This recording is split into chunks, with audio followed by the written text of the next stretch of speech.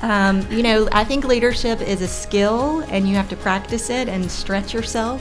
And so that's something that I am challenging myself to do. I think you just make yourself get out there and do it.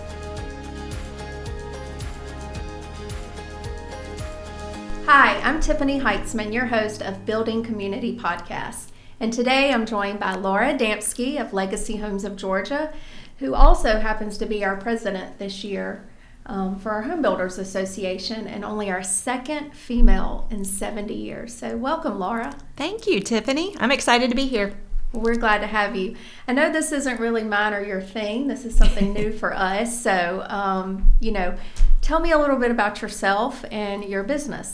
Okay, well, I grew up here in Evans, Georgia, went to Lakeside High School, moved to Atlanta, and then came back here about 15 years ago. I've been back living in the community. My dad still lives here, my brother lives here, so definitely my family is nice and close. Tell us about what brought you back from Atlanta back to Augusta and how you got involved in. Okay, well, honestly, it was a life change. I was going through a divorce and looking to kind of start over. And my dad was building here. He had been in the building. He started building here as kind of a second career. He had been doing it for probably about 20 years at that time. And he called me and suggested that I move back to Augusta and start working with him. He wanted to retire at some point, and I packed my things, brought my kids, and we came home, started working with him part-time at first, and then moved here, built a house for myself, and I've been here ever since and glad to be back. Yeah, well, we're glad to have you back too. Yeah. I think you started getting involved in our association about the time that I started here, which was almost, believe it or not, 5 years ago. Isn't that crazy? Yeah, I can't believe that's been 5 years. I know. But I actually got involved pretty quickly when I first moved back because my dad used to be very involved. And so he wanted me to come, and I remember my first event and feeling very intimidated to walk in because it was mostly men, and I was a new builder and felt like I don't know exactly what I'm doing. And everyone was very friendly and welcoming. And so for the first few years, I was a member but not real involved. I would come maybe to a luncheon a couple times a year. And then about the time that you came, it was about that same time I actually took over the business from my dad and started. I bought the business from him. My husband had come on full time at that point. My new husband had come on at that time and was working with me full time and made a decision to get more involved. So, yes. Well, I know when I came, like you're saying, you were always very welcoming to me. And it is a little intimidating because it's the home building industry. Yes. And that cliche of it's a man's world, yes, does exist. But that's actually not the case anymore. I mean, we have, I think currently right now, we have five women serving on our board of directors. Yes. I don't know that's ever happened before. That's exciting. Yeah, very exciting. But also I think, not only locally, but you really took building the community outside of just our region that we serve and started serving on the state level. Tell us a little bit about that. Yes, well, it was probably about 4 years ago, I got a phone call asking me if I wanted to be involved in a new group in the state, Professional Women in Building. I really didn't know what it was, but I said okay, and got involved. It's new for Georgia, and we were kind of figuring things out, but it has grown a lot, and we've done a lot of great projects. It has helped me to meet a lot of great people around the state, get involved in the state, and give back. So it's been a great organization and helped me meet some other women in the industry that have really encouraged me and been mentors for me. Yeah.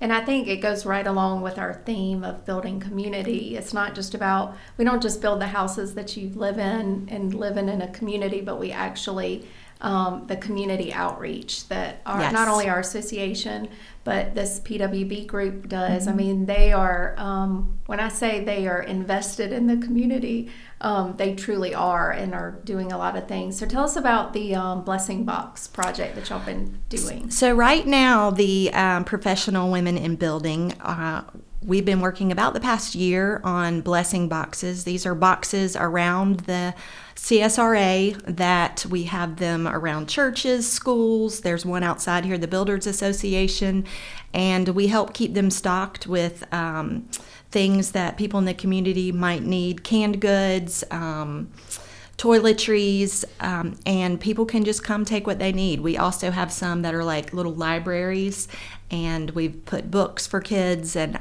it's just a neat concept to give back. And it's been fun because as the Professional Women in Building, we've actually found a plan and actually made some one of our members kind of made some changes to it, and we have been building the blessing boxes, so it's very hands-on. Yeah, so, by all women. By all women, pretty yes. Cool. Yeah. Yes. It's been really neat to see the boxes, the newer boxes, because y'all have added. Cause yes. I think we started with 7, and then when y'all got involved, I think we're up to like 10 or 12 now, and it's cool to see like how the church or the organization or even the person who might have one in their neighborhood has kind of like customized it to their personalities. Yes, they're very cute. Yeah, they've turned out really good. Well, let's talk about leadership and what your leadership style is. So I would say that as a leader, I am growing. I think leadership is a skill, and you have to practice it and stretch yourself.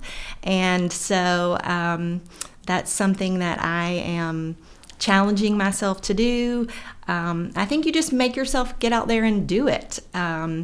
And you learn by trial and error. And as you do that, your confidence grows and your experience grows, and your willingness to do it more, I think, grows.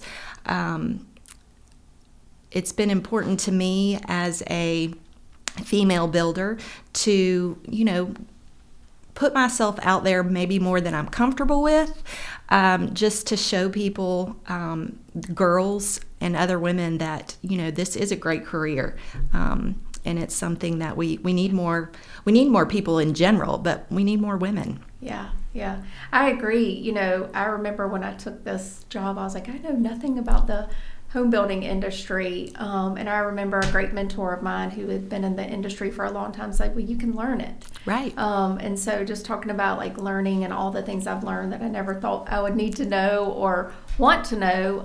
And now, it's changed my life. And, I can't say enough about our industry and all that we do. We're not just the big bad builders and developers. We actually have hearts and families, and we live here. And, but also, let's talk about your favorite part of the house to build. My favorite part of the house. Well, I think my favorite part of the house is the person that is going to live there. I love that. Our company mainly does pre-sales or custom homes or semi-custom homes.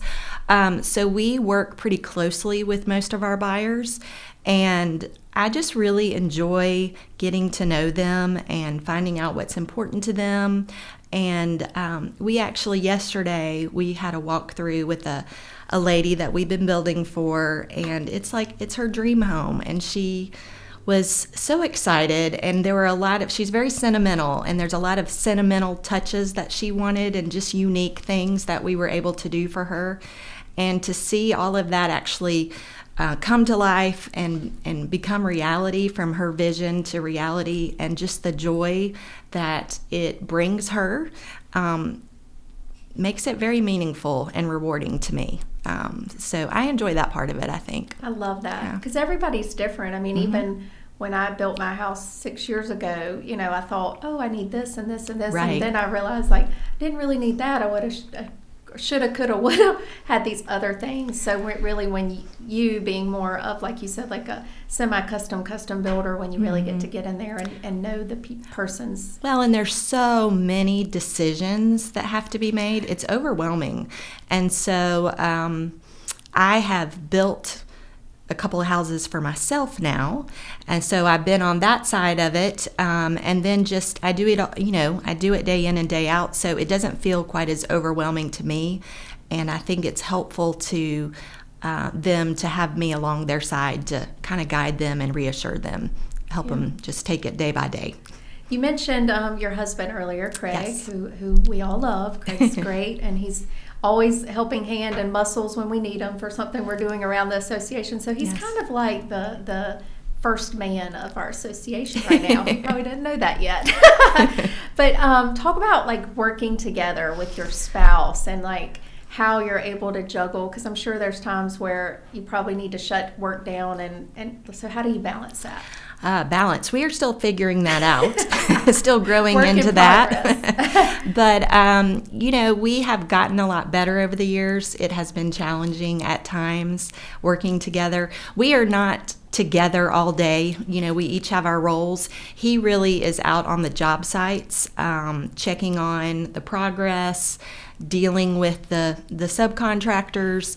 I am more behind the scenes and working with people on design and the finance part of it all. So we have different roles, but it does require constant communication.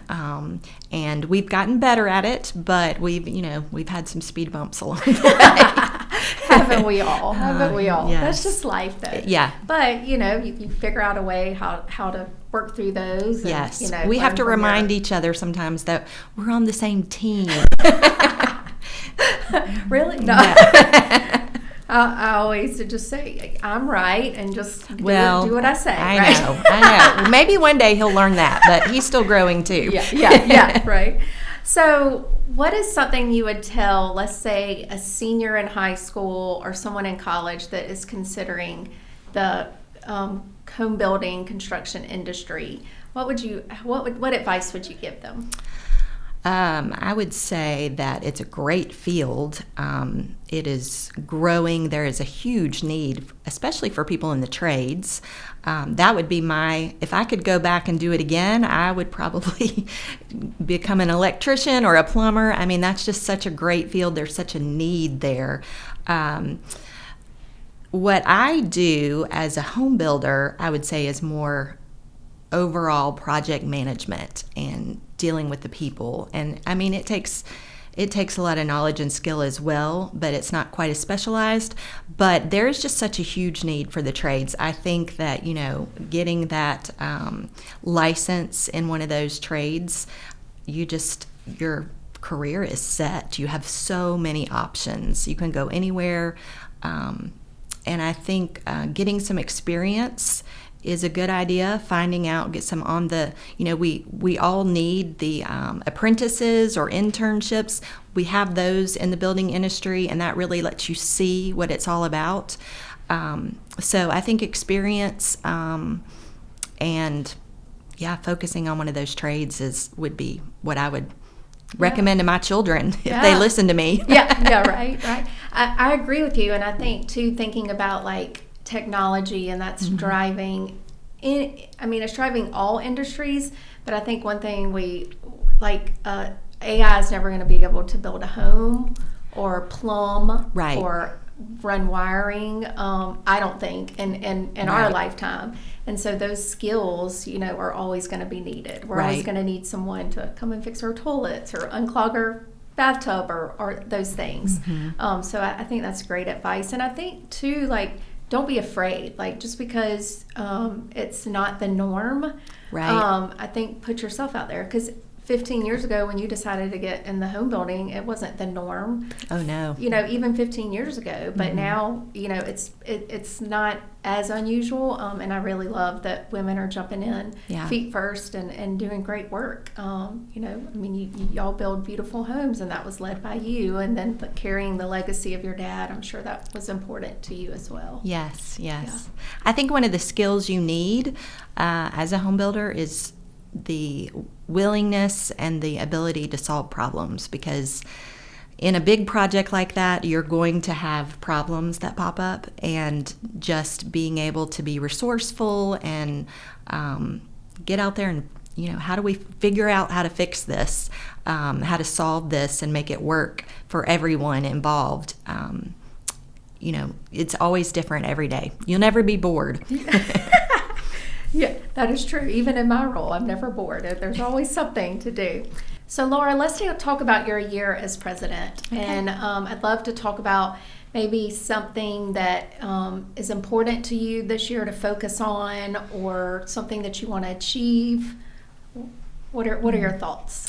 Well, I'm very excited. I'm honored to be doing this, and I think I just really want to continue the work that we've been doing, because, honestly, 2025 was a great year for our association. We did a lot of great things with the home for Mr. Stanley, and I would just like to see us do even more of those community outreach things where we're giving back. I know there's still so many homes that are still damaged from the hurricane that hit here a year and a half ago. I would love to see us continue to help people, get their homes back. I actually visited a friend of mine recently. She called me and asked me to come over to her house. So she has had hurricane damage for almost a year and a half now. They started repairs in January, and I have no idea who did it, but it was someone from out of town who she paid a lot of money, and they did not permit it, and they've kind of left her house in a big mess. And it just hurt my heart, because they've spent a lot of money, and they really still can't live in their home comfortably because it's not done. And I just hate to see that, because there are so many great contractors here locally that, have integrity and will do a good job. And I hate to see people get taken advantage of, but it does still happen. Yeah, that's a great point that you bring out, because a lot of people, we get calls like, looking for recommendations and all that. And we have over 400 members that are all licensed, yes, bonded and insured. And I think that's a great point. For us to tell everyone that, just because the price is cheaper doesn't always mean you're going to get the better, and to make sure they have a license. They should have a builder's license. That's required. You want them to have insurance. You want a permit pulled, especially if they're doing major work in your home. Really any work should be permitted, but especially if they're doing major work in your home, because when you go to sell that home down the road, you're going to have to disclose if something was done without a permit, and that's like a big red flag. So you always want to make sure you're using a contractor that is, licensed and insured and following the state rules. Yeah, because what's the importance of a permit being pulled? What does that trigger once that permit's pulled from the city or the county of where it's working at? That then it is a snowball effect. Yes. Well, when you pull a permit, that means that the county is going to come out and inspect each step of what is being done, and ensuring that it's done to code, it's done safely, and you're not going to have problems down the road.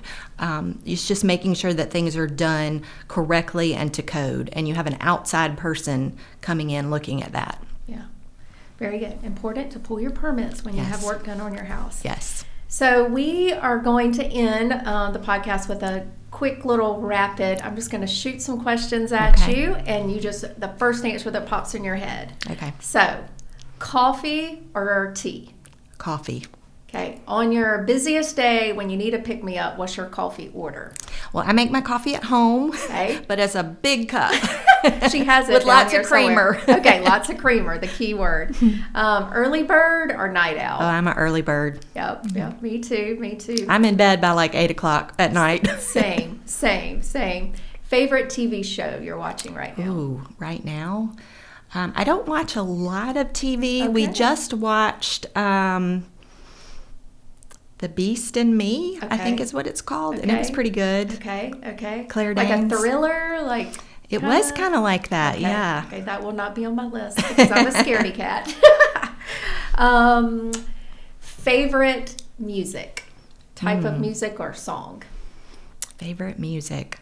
I would say 70s music. I love Led Zeppelin. Yeah, I like it. I grew up in the 70s.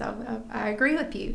And if you're leaving to go visit a job site, what do you not leave without? What do you not leave your office without? My dad would say you should always have a tape measure. I love it.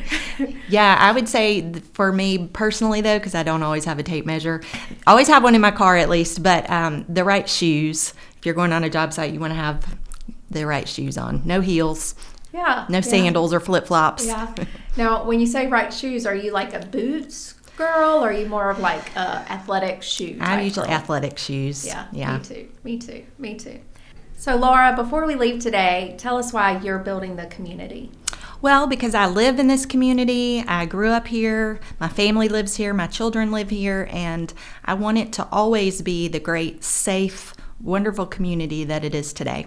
And then tell us how we can find Laura and your company. Well, we're Legacy Homes of Georgia. We are on Facebook. We have a website. It's Legacy, Legacy, Homes, HOMESGA.com. We're also on Instagram. Yeah. Well, check Laura out and her company on all socials, and we look forward to seeing you on our next episode of Building Community. Building Community Podcast was birthed to share with our community why building is so important. We don't just build houses, we actually build community. We support schools, we support local recreation teams, we also support our small businesses. The construction industry is one of the largest industries that pays sales tax, that pays property taxes in the entire country. So we really wanted to highlight why building community is so important.